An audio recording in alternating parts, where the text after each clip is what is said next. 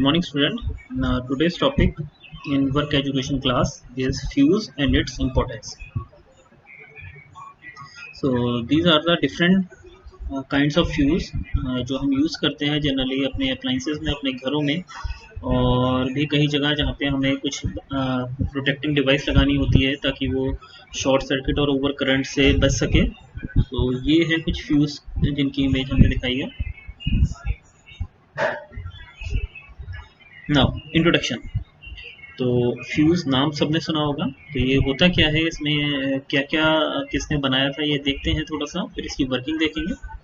तो fuse was presented by the Thomas Edison in 1890। तो बहुत पहले बना था ये फ्यूज़, और जनरली ये एक प्रोटेक्टिंग डिवाइस है जिसको हम ओवर करंट से बचाने के लिए लगाते हैं किसी अपनी डिवाइस में, अपनी वायरिंग में घर की, या और कहीं जहाँ पे हमें इलेक्ट्रिकल अप्लाइंसेस को बचाना होता है।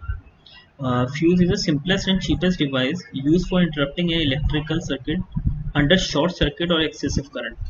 तो एक ऐसी सिंपल और चीपेस्ट डिवाइस है जिसको जनरली हम लगाते हैं किसी इलेक्ट्रिकल सर्किट में ताकि वो शॉर्ट सर्किट या एक्सेसिव करंट से बच सके।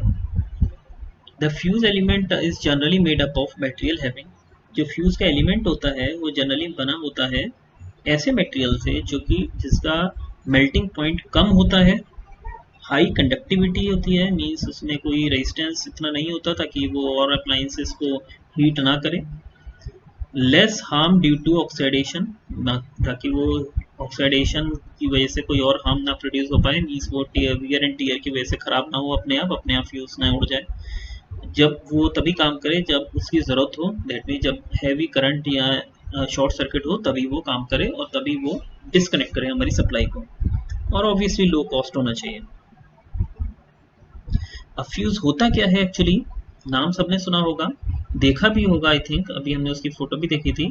लेकिन होता क्या है, तो fuse is a piece of wire of a material with a very low melting point. Fuse क्या होता है, एक वायर का पीस होता है जिसका बहुत ही कम मेल्टिंग पॉइंट होता है। When a high current flow through the circuit due to overloading or a short circuit, the wire get heating and melt। Generally होता क्या है, फ्यूज को हम सीरीज में लगाते हैं।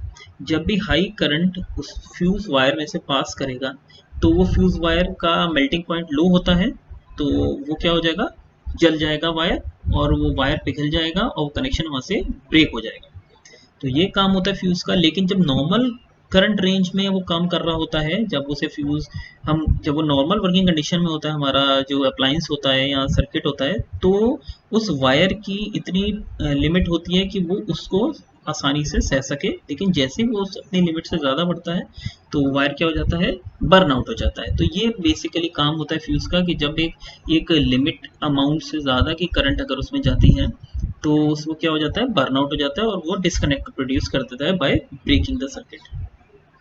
So it must remember that the fuse wire is always connected to the live wire। और एक और बड़ी बात है कि फ्यूज वायर हमेशा live wire, live means phase wire, दो टाइप की वायर होती है, हमने पहले भी एक बार देखा था, फेज वायर होती है और एक न्यूट्रल वायर होती है। जैसे एक और होती है अर्थ वायर, वो सेफ्टी के लिए यूज होती है, हम उसको यहाँ पे डिस्कस नहीं कर रहे हैं। तो जनरली दो टाइप की वायर होती है, live wire means phase wire और न्यूट्रल वायर।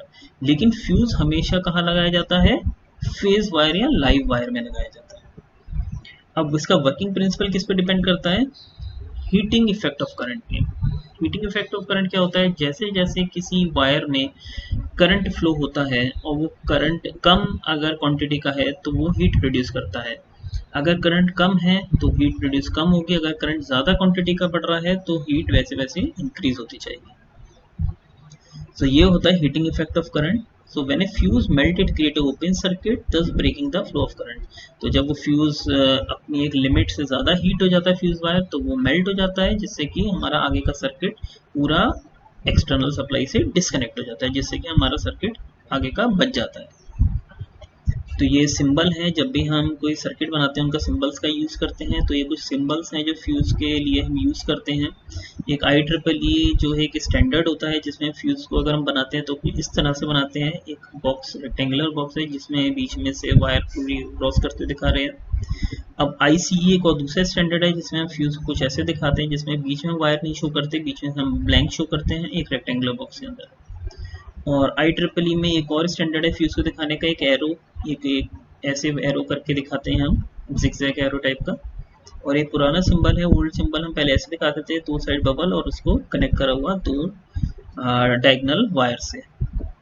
अब देखने में फ्यूज जनरली जो हमारे अप्लायंसेस में लगा होता है वो कुछ ऐसा होता है। ये छोटा फ्यूज है एक दिखाया है, जिसमें दोनों साइड एक मेटल का टर्मिनल लगा हुआ है जो कि एक्सटर्नल सप्लाई से कनेक्ट होने के लिए लगा होगा, और जो बीच में आपको ये वायर दिख रही है ये कहलाती है फ्यूज वायर। तो ये क्या है, thin wire with high resistance. इस वायर का high resistance with thin wire होती है। और इंसुलेटिंग मटेरियल का ये जो केस होता है ये जनरली ग्लास का या सेरेमिक का बना होता है, ताकि अगर कोई गलती से उसको टच भी कर ले तो वहां पे करंट नहीं आएगा। तो इसलिए इंसुलेटिंग मटेरियल का ये ऊपर का केस जो ग्लास दिख रहा है, अंदर का वायर कंडक्टिव मटेरियल ही है, लेकिन जो इंसुलेटिंग मटेरियल है वो ऊपर का ग्लास वाला है।